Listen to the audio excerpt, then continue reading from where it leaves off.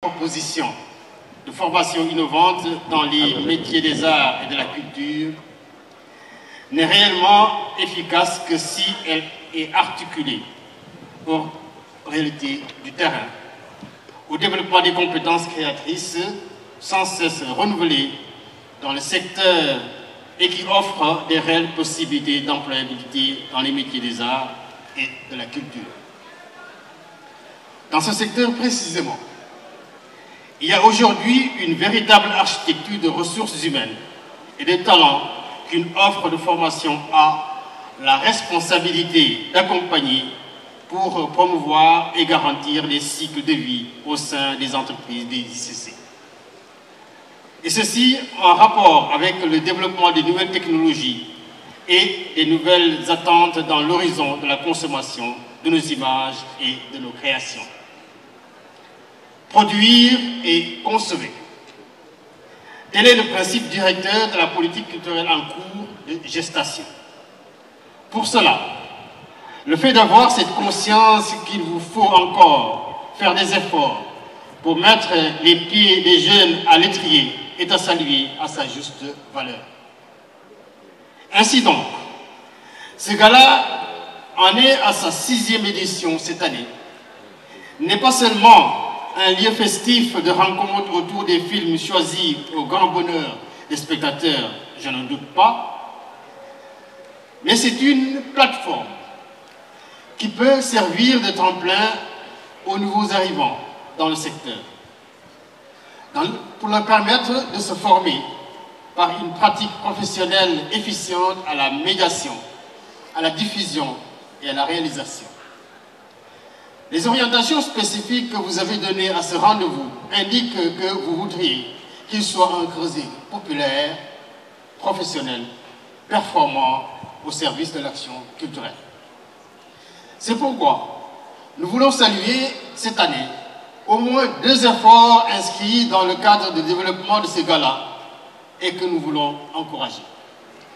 D'abord, votre désir de promouvoir le cinéma en élargissant le tissu des spectateurs à la plus large masse des populations.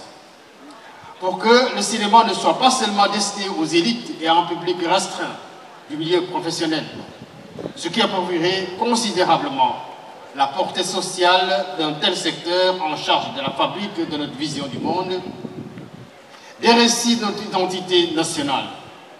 En envisageant de populariser cet art, en passant par les communautés scolaires, les universités et les quartiers populaires, par le biais des associations culturelles, vous démocratisez l'accès à la culture cinématographique.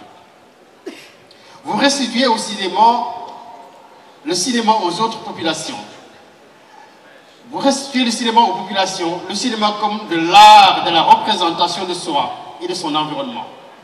Un domaine où le Sénégal a déjà une expertise avérée qu'il nous faut simplement renouveler et sans cesse. C'est le sens d'ailleurs que nous donnons à cet hommage mérité que vous avez rendu à Moustapha Diop, une figure marquante de la troupe dramatique d'Harold Koch, de la télévision et du cinéma. Nous nous associons pleinement à cet hommage et saluons la mémoire de cet auguste compatriote. Permettez ensuite de saluer votre volonté d'initier, en marge du gala, des ateliers de réalisation de première et de deuxième œuvres, ce qui permet d'accompagner la professionnalisation des jeunes entrant dans ce secteur de l'industrie cinématographique. Vous leur donnez ainsi une carte de visite formelle, une preuve de compétence justifiant de leur savoir-faire et qui leur garantit une reconnaissance professionnelle en début de carrière. D'où le caractère structurant du projet qui a son importance dans un marché concurrentiel. Nous sommes sûrs que vous pouvez y arriver, comme vous avez pu le faire avec le documentaire de création, grâce à des coopérations diversifiées depuis 2007. Aujourd'hui, les auteurs-réalisateurs, producteurs de 10 pays africains se réclament de l'UGB, de Saint-Louis et de son master de cinéma que nous avons le bonheur, au sein du ministère de la Jeunesse, des Sports et de la Culture, de soutenir dans son fonctionnement et ses projections.